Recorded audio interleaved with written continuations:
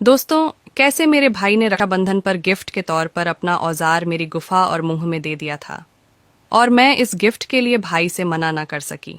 मेरी गुफा में भी बहुत दिनों से औजार नहीं डला था और मैं भी यही चाहती थी, क्योंकि मेरे भाई का औजार बहुत ही मोटा और लगभग 9 इंच का था। भाई का औजार पाके मेरे सारे जिस्म की गर्मी ठंडी पड़ गई थी। अब तो मेरा मन रोजाना भाई का औजार लेने को करता है। कसम से क्या बताऊं आपको, क्या खुदाई की थी भाई ने मेरी।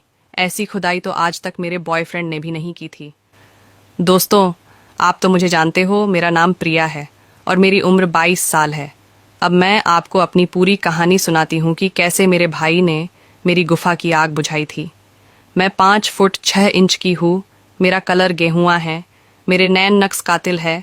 भगवान ने मेरे आमों को बहुत ही खूबसूरत शेप दिया है। बहुत बड़े नहीं है, पर छोटे भी नहीं है। मेरे आमों को आप एक हाथ में नहीं समेट सकते। बॉडी परफेक्ट साइज की है। मेरा वजन 55 किलो है। दोस्तों, मेरा पिछवाड़े मीडियम साइज के है। बहुत चौड़ा भी नहीं है, पर इतना मैं कह सकती हूँ कि ये एकदम फिट है। जांघें गोल गोल, कमर पतली पर आम के पास चौड़ी है। बड़े बड़े बाल है मेरे। और हाँ, गुफा पे घास नहीं है। मैं हमेशा अपनी गुफा की घास को साफ कर देती हूँ। सबसे सुंदर जो चीज़ है वो है मेरी गुफा, सटी हुई टाइट, नो हेयर, अंदर पिंक कलर। दोस्तों, अगर आपको मेरी गुफा को खोदने का मौका मिल जाए तो आपको मजा आएगा, ये मेरी गारंटी है। आपको तो अब पता चल गया होगा कि मैं कितनी सेक्सी हूँ, पर मुझे मौका नहीं मिला था कि मैं अपनी सील तुड़वा सकूं।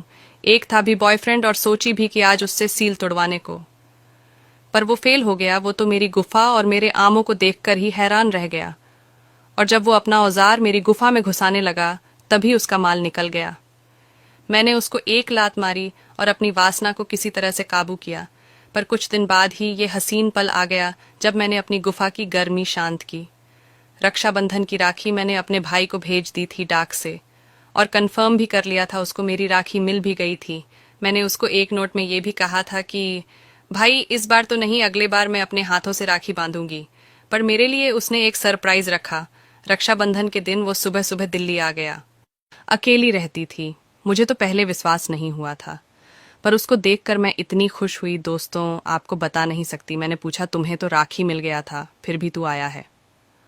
तो वो कहने लगा, पापा मम्मी बोले कि इस बार सरप्राइज दो अपनी बहन को, तू चला जा दिल्ली।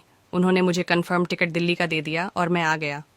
दोस्तों, मैं तुरंत बाजार गई और राखी और मिठाई लाई और उसको राखी बांधकर मिठाई खिलाई।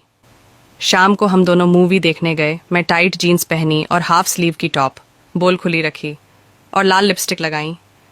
भाई बोला, आज तो आप बहुत हॉट लग रही हो। मैंने कहा, हाँ हॉट तो हूँ ही, पर तुमने मुझे कभी ध्यान से देखा ही नहीं। तो उसने कहा, देखा तो बहुत बार हूँ, पर आपको इससे पहले एहसास हुआ नहीं था। मैंने कहा, सच? क्या तुम मुझे घूर घूर कर देखते थे? तो उसने कहा, दीदी मैंने आपको सब तरह से देखा है। हाँ दोस्तों, पहले मैं ये बताना भूल ही गई थी कि वो मुझसे 1 साल छोटा है। मैं समझ गई कि शायद उसने मुझे नंगा भी देखा होगा, क्योंकि कानपुर का बाथरूम का दरवाजे में कई सारे छेद थे। हो सकता है वो वहां से अपनी आंखें सेकता होगा। और मेरी बात सच निकली, क्योंकि उसने कहा, आपको तो मैंने कई बार नहाते हुए देखा है। मैं समझ गई, ये भी साला अपनी बहन पर ही गया है। मैं औजार का जुगाड़ कर रही हूँ और ये गुफा का जुगाड़ कर रहा है। उसके बाद दोस्तों, मैंने कहा, कैसी लगी मैं? उसने कहा, क्या बताऊं दीदी, मेरा तो औजार टेढ़ा हो गया है आपकी याद में मूठ मारते मारते। तो मैंने कहा, अरे यार बता देते। फिर क्या था दोस्तों, हम दोनों तुरंत ही कमरे पे आ गए। खाना बाहर से लेके आए और एक बोतल व्हिस्की भी ले आई थी, क्योंकि मेरा भाई पीता है तो मैंने सोचा कि वो खुश हो जाएगा। दोस्तों, रात को चिकन के साथ वो दारू पीने लगा। जब उसे नशा चढ़ गया तो वो मुझे भी काफी रिक्वेस्ट किया दारू पीने को, और मैंने भी 2 पेग लगा ली। फिर तो दोस्तों मैं बहकने लगी थी और मेरा भाई मेरे हाथ छूने से स्टार्ट किया और मेरे आमों तक पहुंच गया। मैंने भी उसको अपनी आगोश में भर लिया और उसके होठों को किश करने लगी। फिर क्या था दोस्तों, मैंने कहा, मेरा राखी का गिफ्ट दो। उसने अपना कपड़ा खोल दिया और अपना औजार मेरे मुंह में डालने लगा। आपको तो पता है मुझे मुंह में औजार लेना अच्छा नहीं लगता है, पर उसकी बात को टाल नहीं सकती और थोड़े देर तक लिया, पर ज्यादा बर्दाश्त नहीं कर पाई, क्योंकि मेरी गुफा काफी गर्म हो चुकी थी और उसका गठीला जिम वाला बॉडी देखकर तो मैं पागल हो गई। और फिर मैंने ऊपर से टॉप निकाली और उसने मेरे सारे बचे हुए कपड़े उतार फेंके। फिर क्या बताऊं दोस्तों, उसने मेरी गुफा को चाटना शुरू किया। वो जीभ से लपलपा रहा था। मेरे पूरे शरीर में बिजली दौड़ रही थी। मुझे औजार चाहिए था। मैंने कहा, भाई अब देर मत कर, अपनी बहन को इस रक्षाबंधन पर खुश कर दो। और उसने अपने औजार को मेरी गुफा पे रखा और जोर से झटका मारा, पर औजार छटक कर इधर उधर हो गया। फिर उसने दोबारा तिबारा सेट किया, पर छठे टाइम पे वो मेरी गुफा को फाड़ दिया। उसका औजार मेरी गुफा के अंदर दाखिल हो गया।